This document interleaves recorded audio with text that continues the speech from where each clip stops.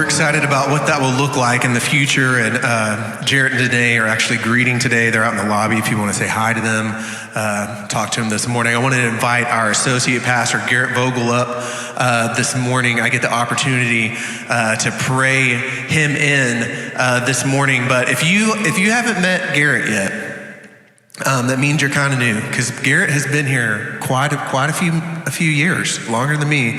He started way back as an intern with Adam Miller, if you remember Adam. And Garrett has done everything under the sun at this church since that time. So that video, every video you see is usually made by Garrett. And we're thankful for how he leads our church in finance, in media. He leads our team back in the tech booth. Our ability to be online is thanks to Garrett and his hard work a couple of years ago when COVID came. And so Garrett not only does all of that, but he also teaches spiritual formation as an adjunct professor at Oakwood, and he's studying all at the same time to get his doctorate of ministry. So he's a busy young man. But what I love about our church is that we work as a team. And what I love even more about Garrett is not just all the things that he can do or his biblical knowledge, but his character as a person.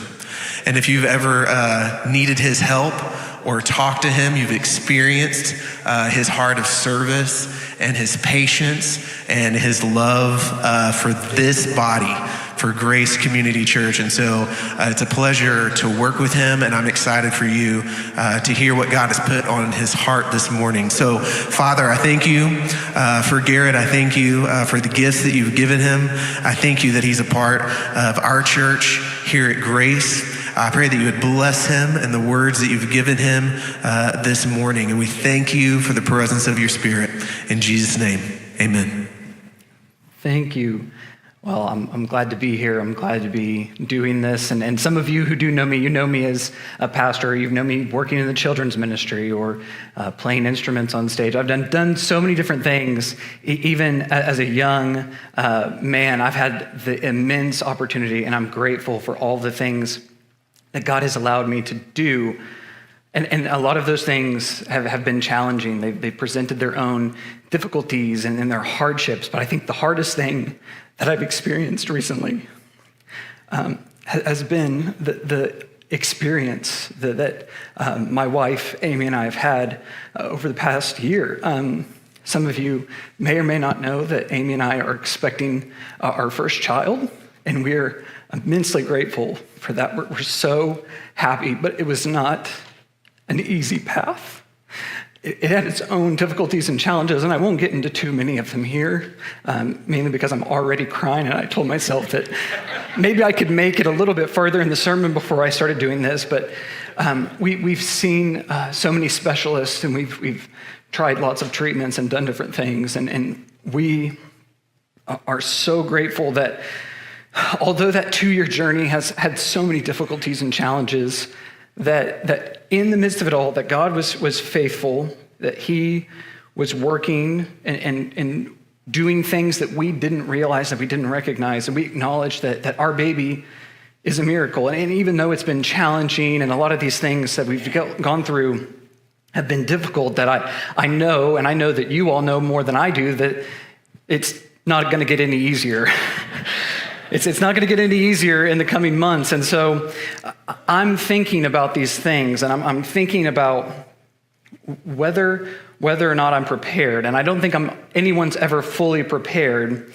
And I want to believe that I'm very intentional about things, that I can overcome lots of different obstacles, and I'm intentional about my faith and the way that I live it out. But I've been thinking about it more because I recognize even now that I'm going to have perhaps one of the most significant roles, one of the most significant opportunities to be a source of faith, an example of what it means to live with God.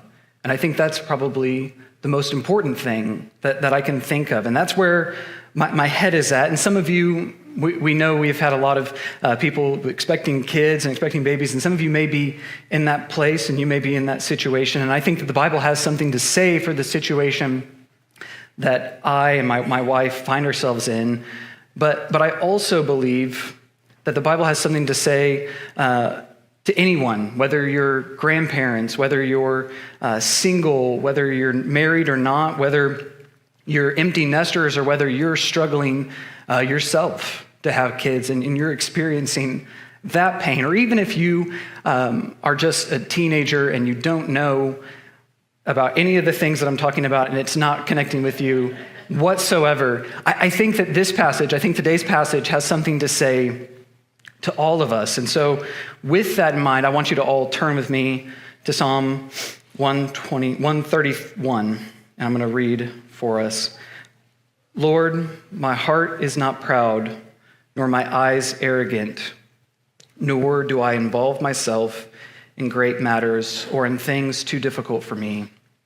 I have certainly soothed and quieted my soul, like a weaned child resting against his mother. My soul within me is like a weaned child. Israel, wait for the Lord from this time on and forever. So we start the passage, and the first thing that we should assume here, that we must assume here, is the relationship that David has with God. David begins the psalm like a prayer to God, and we know, if you know the stories, that David has a unique relationship with God. He has a unique opportunity, a unique situation where he not only has a relationship with God, but he has to trust in God. He's had to trust in God throughout his life. And he's recognizing here, what is God doing? What is God doing in David as he's writing this psalm? What's the thing that we assume God is doing in the passage? And I think that as I'm reading it, I assume that God is renewing the heart. He's renewing David's heart, his soul, that even though these things may seem focused on him and what he's doing, that it's actually, before anything else, acknowledging the role that God has in David's life. He realizes that this heart without pride, without arrogance, it can't be shaped with human effort alone.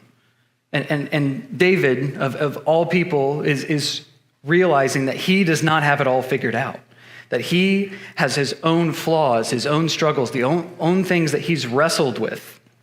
We know the stories of David falling short, of him messing up in his relationship with God, his relationship with other people, and with the Israelites. We know, and he knows, that he is deeply flawed in his own ways. And because of that, he knows that God is the only one that can do it. He knows his Bible well. He knows what Moses and others have said, that only God can change hearts. But I believe that Jesus here is worshiping God for what he has done in his life and what he will do in his life. It's the ideal. Worshiping God has done what is done for him and what God will do in his life. It's the ideal that David is striving for in this passage. But I think that David also recognizes it's not always the reality. And for us sitting here, this isn't always going to be the reality. This is the things that we want to live up to, but it's not necessarily the thing that always we get to experience.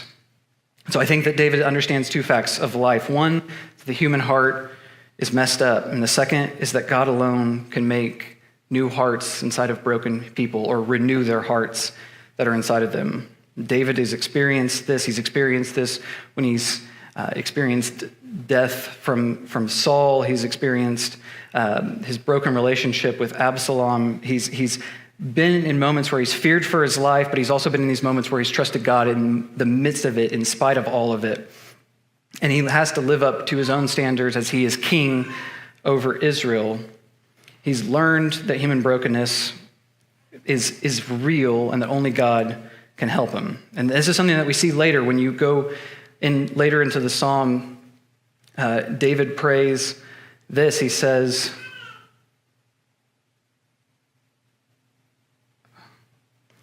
God, search me and know my heart, and put me to the test, and know my anxious thoughts, and see if there is any hurtful way in me, and lead me in the everlasting way. So all of this to say that at the beginning of the passage, even though it's not explicitly stated there, we know that God is working in David's life. We have to assume that if God is the same then as he is now, that he's working in our lives, that he's gone before us. He's doing this work that we need inside of us, that David needs inside of him, and that all the things that come after, if we try to do them in our own power and our own will, it won't happen. It won't work.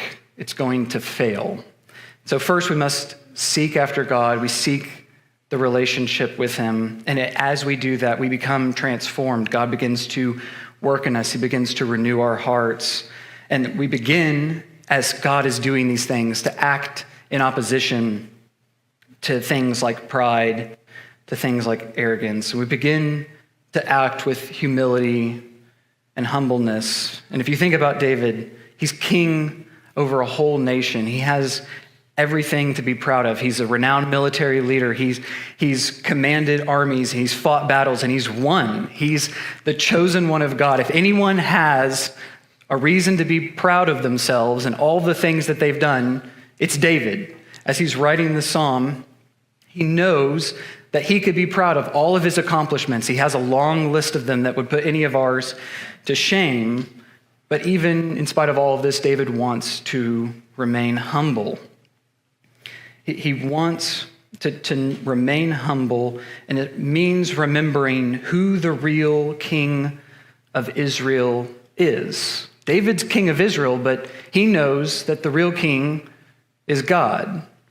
He knows that all the things that he has, that the battles that he's won, the people that he's fought with and defeated, that none of those things happened because of him and his own power. Think about the story of David and Goliath. Think about the battles that he's fought. In all of those stories, the ones that turn out well, it's David relying on God, trusting in God, and knowing that he will go before him, fight his battles, and do the things that David alone can't do. And so even though David, to everyone else on the outside, it seems like this person who has it all together, who has everything going for him, and who commands armies and leads people, that it's all just something that he must give up to God. For me, I have to remember myself that my gifts and my talents are that. They're the same as David, that they're gifts that God has given me. They're opportunities I have to steward what he is given, what he has done freely of his own will. Ultimately, all of this means that I must give God glory rather than seeking out the glory for myself. I think this is what the humility in the passage looks like for David and in the psalm. I think that this humility, this humbleness, it looks like giving God the glory for who he is and what he's done. And for David, that means giving him the glory as the king, as the one who wins the battles, as the one who goes before him. For me, it means giving God the glory in the things that I do, that all of the things that Jared mentioned has nothing to do with me, but it has everything to do with God and what he is able to do through me. I just have the opportunity in how I'm going to act in obedience, how I'm going to steward the opportunities and the gifts that God has given. And for you, I think you can think of those own things in your own life, the opportunities, the situations you've found yourself in, and the ways where you either have given God the glory, or maybe in your worst days, those moments where you said, yeah, that is right. I do deserve all that honor and glory and praise.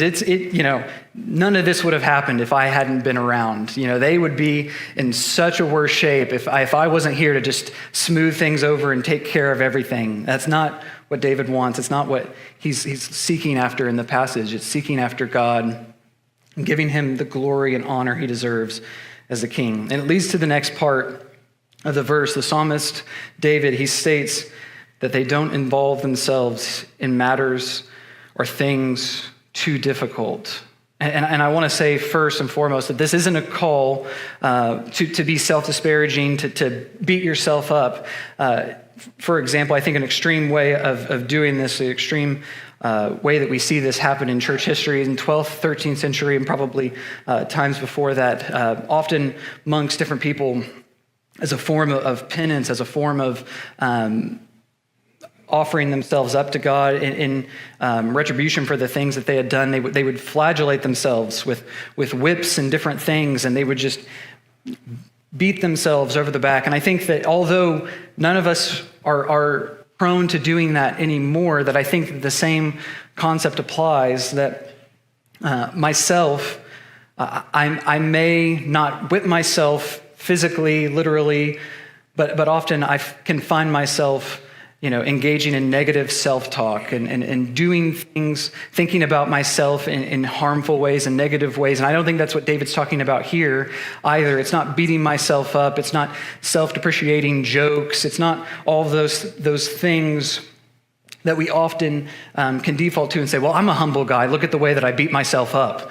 That's not what David's talking about here. That's not what real humbleness and humility looks like. It's not a joke. It's not self-depreciation. It's real humility that God desires from us.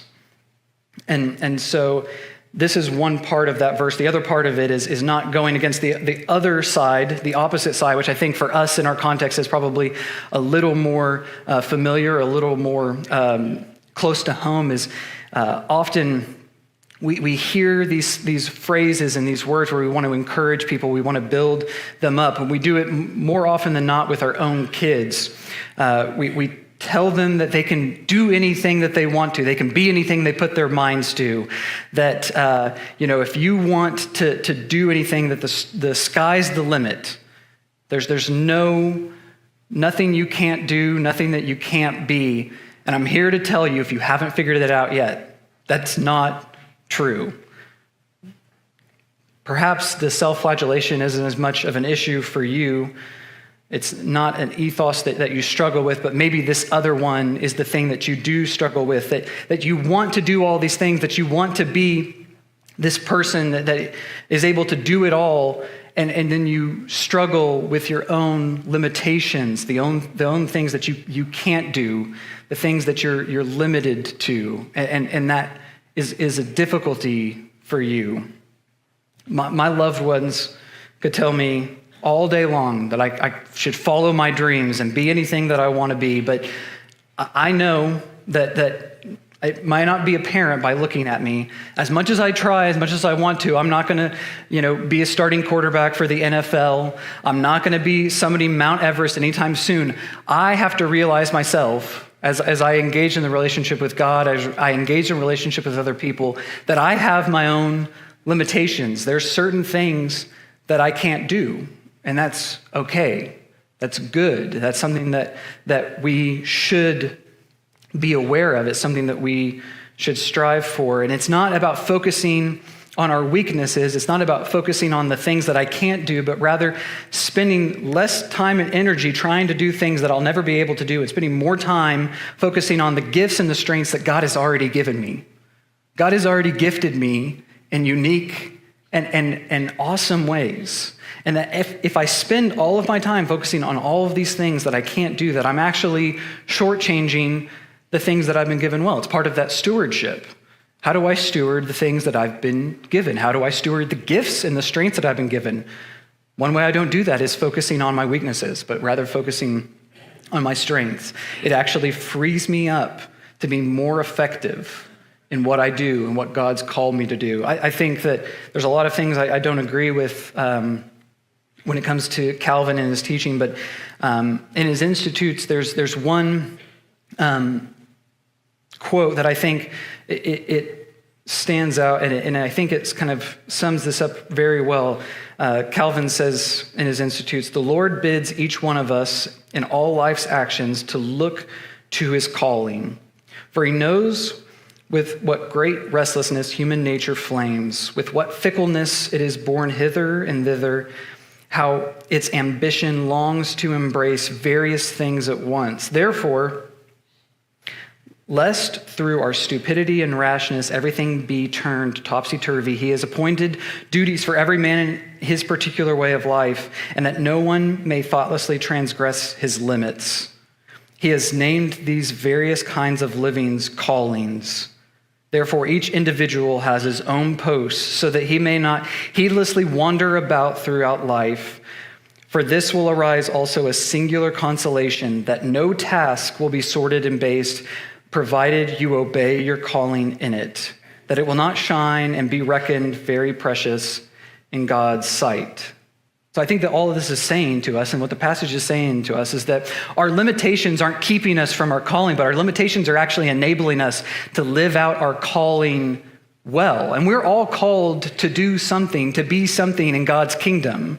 It's not just for the people that are called to preach and teach and be up on stages, but it's for all of us as we follow in Jesus' footsteps and we enter into the kingdom. We're all called to something. We're all gifted to actually act out the calling that we have been given.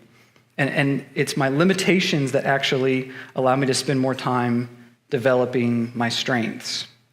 And I think that these mindsets of humbleness and humility and understanding my strengths and my weaknesses and who I am and how God has made me, I think that helps us understand what we do to quiet our souls in a restless world. This is the next part of the passage. This is verse 2. It says that the soul is compared to something. And what does a restless soul look like for David? What does it look like in the passage?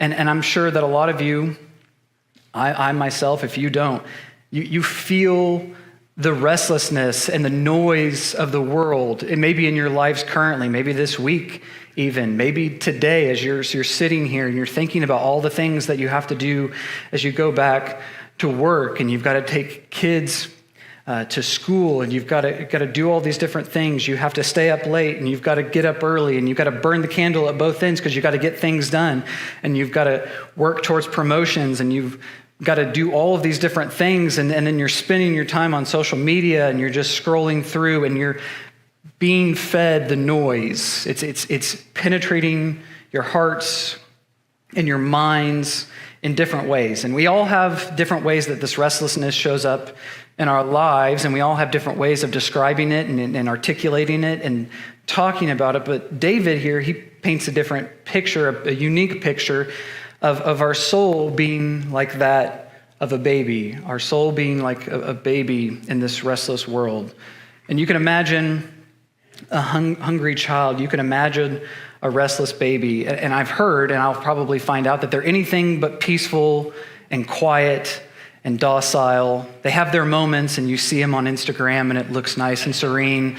But I've heard, at least, that it's not the case. They cry, they wiggle, they fuss.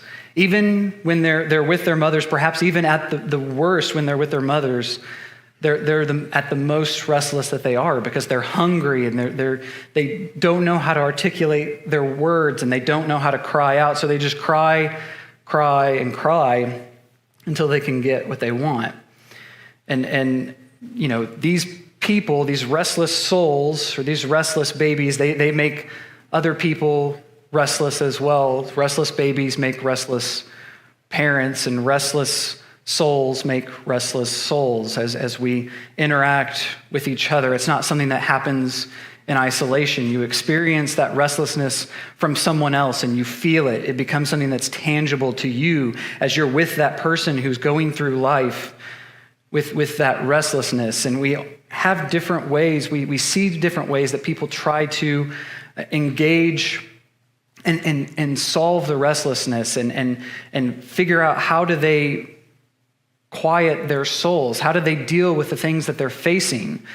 How do they get fed? They haven't found their inner peace, and they're looking in so many different places. They're looking in relationships, and they're looking for fulfillment in work, and they're looking for fulfillment in their kids, or in all these different things. How do they quiet their souls? And this isn't something that we all feel the same way, but we all experience it in our own ways. So what do we do with these restless souls, these souls that are experiencing all these different things? And I don't think that for us, I talked about all these different ways that you know, we experience restlessness and we try to fight restlessness. But I think that the human condition hasn't changed much since the time of David.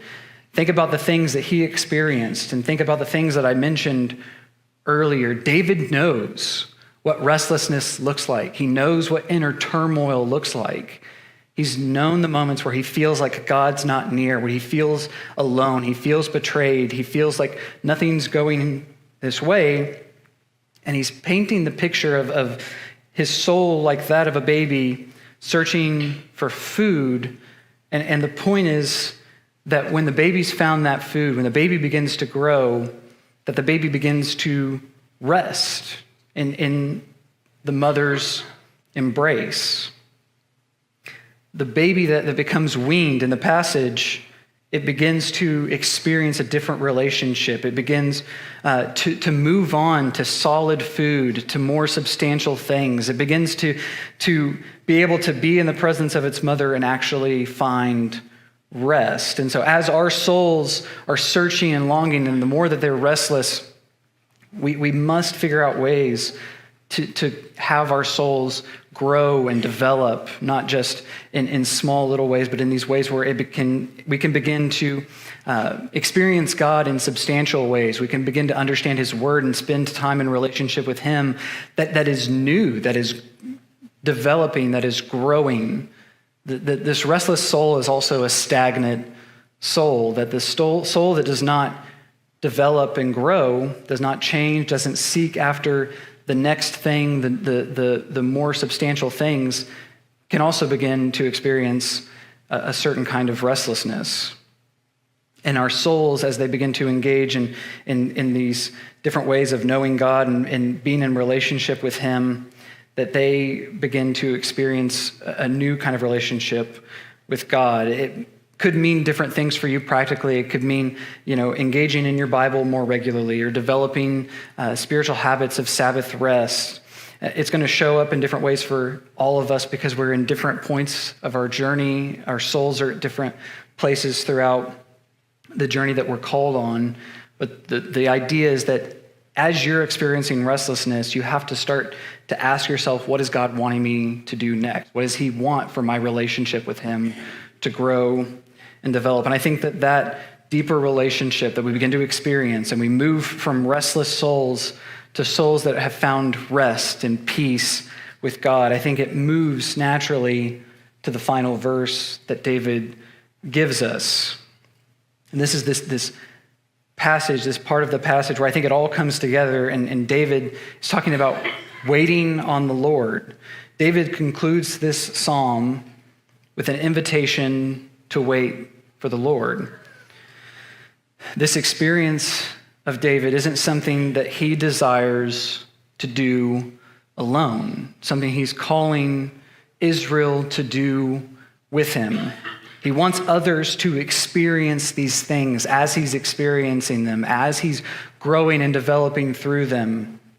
It's not something that he wants to do alone. To simply experience these things alone would be incomplete for David. It wouldn't be fulfilling the things that God desires for him. And I think God's desiring for us in our own spiritual lives to live those lives in community with others, to do that with other people. And I think that there are maybe small ways that we can do it, and there are bigger ways to think about it, but we have to begin to develop these Christ-like communities. And in America, we have a highly individualized faith. We think about things like personal salvation stories and personal testimonies and these personal disciplines and reflections, and it's all about me and my relationship with God. And if others are there, that's great, but it's about how I can engage God in my relationship with him. But we don't often think about the communal and the relational aspects of our faith.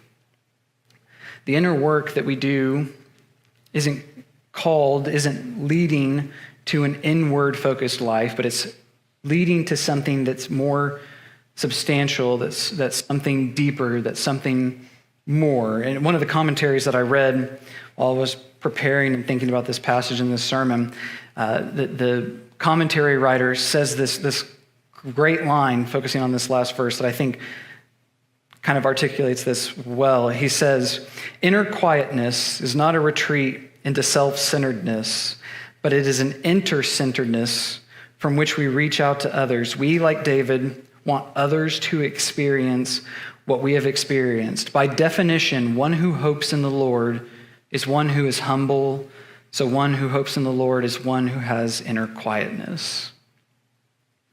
And I think this is the most important part of the passage, And you think about the people who have had the most influence in your spiritual lives. Maybe it was your parents, or maybe it was pastors, or maybe it was someone who walked through a message about the gospel with you, and then they spent time with you. Those people have probably had the biggest impact of your life. And I would imagine that some of those people exhibited some of the characteristics that David's talking about in this passage. They are humble and they're full of humility. They seem like these quiet souls that draw you into whatever they're experiencing. And you see those people and you can think about those people, and I have those own people in my life, and you see them and you say, I want to have what they have. And I think David's recognizing that here. He wants to be the person that people look to and say, I want what he has. I want whatever relationship with God that he has for myself. And it's not just that I want that relationship, but I want that relationship because I want to share it with other people. It's contagious. It's catching. It's something that is bigger than just him. It's a relationship that involves others. I have people in my life, my pastor, my parents, my professors, they shared things with me that they experienced. And because of that, it made me want to experience the things that they had. And for me, whether I'm teaching or whether I'm working here or whatever I'm doing, I want other people to experience those things as well. And this is what I'm thinking about myself. It's what I love about my job. It's what I love about what I do.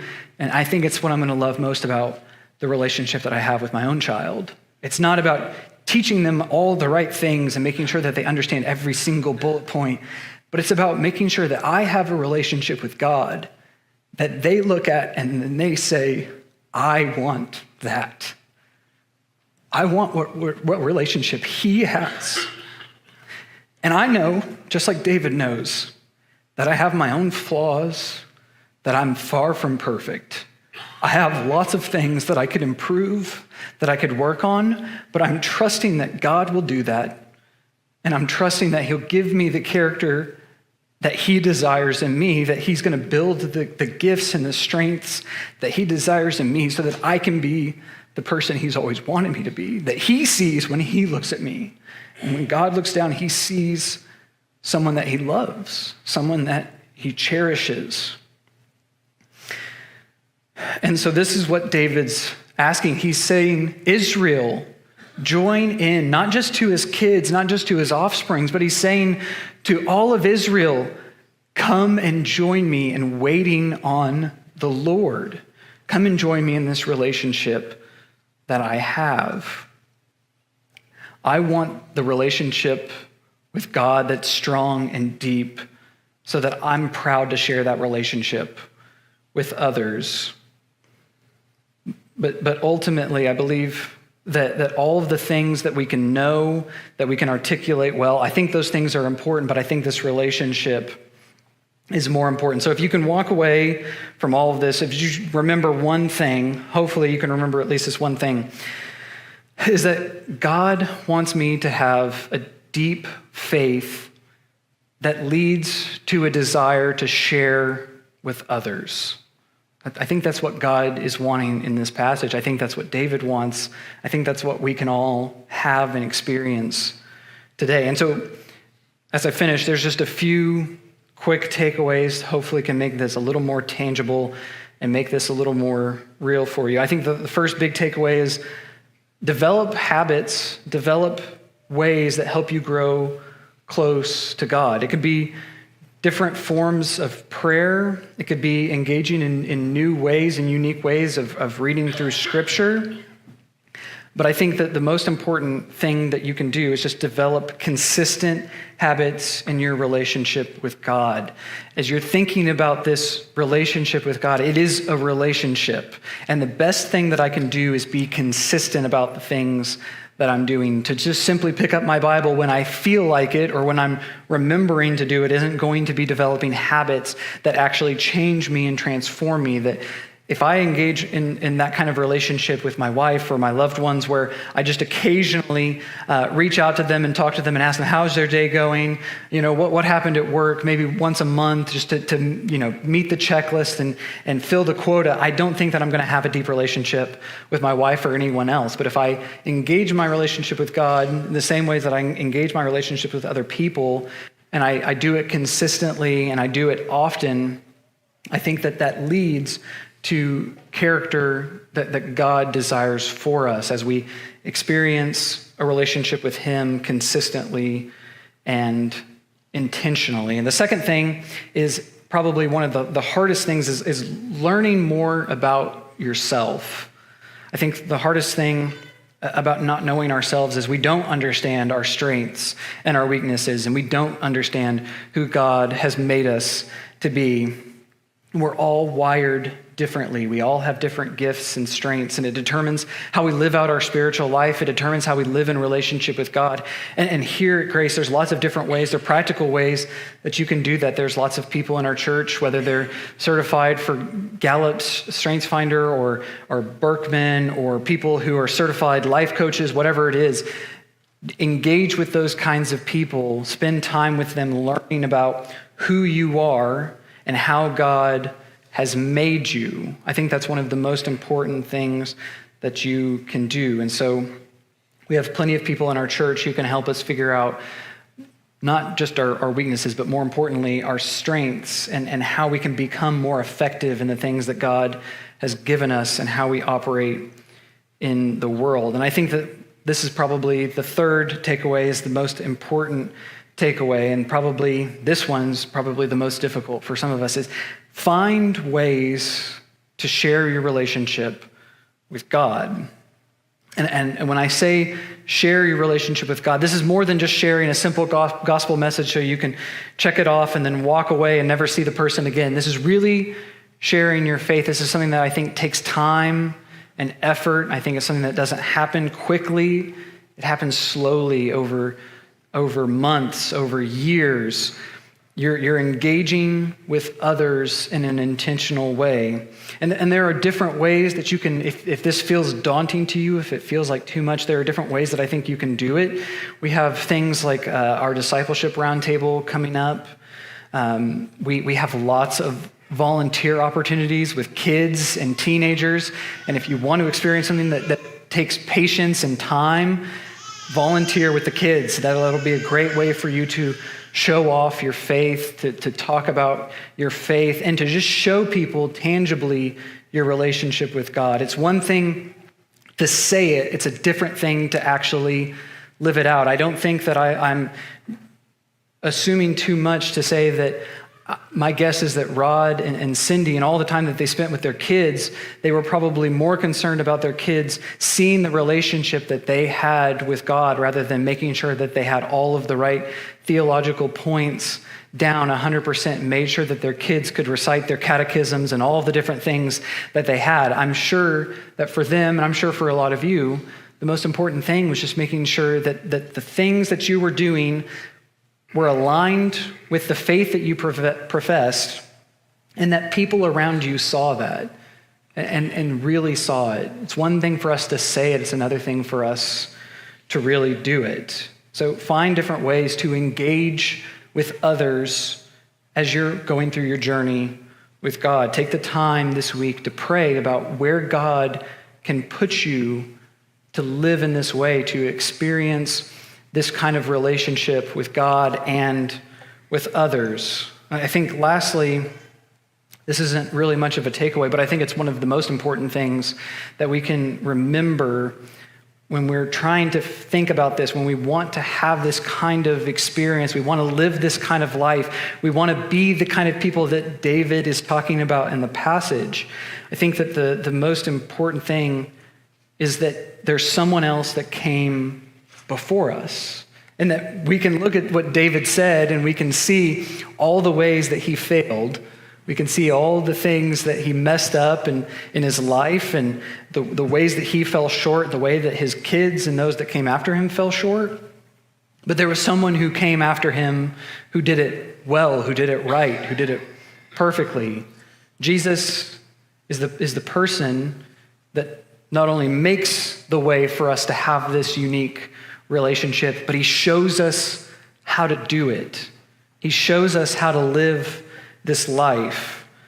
He shows us how to have this unique relationship like David. And I think that there's a passage that sums it well where he almost takes this prayer that David is praying and he brings it one step further and he sums it all up better than I ever could with any amount of time. Matthew 11:28 says this. Jesus says, "Come to me, all who are weary and burdened, and I will give you rest.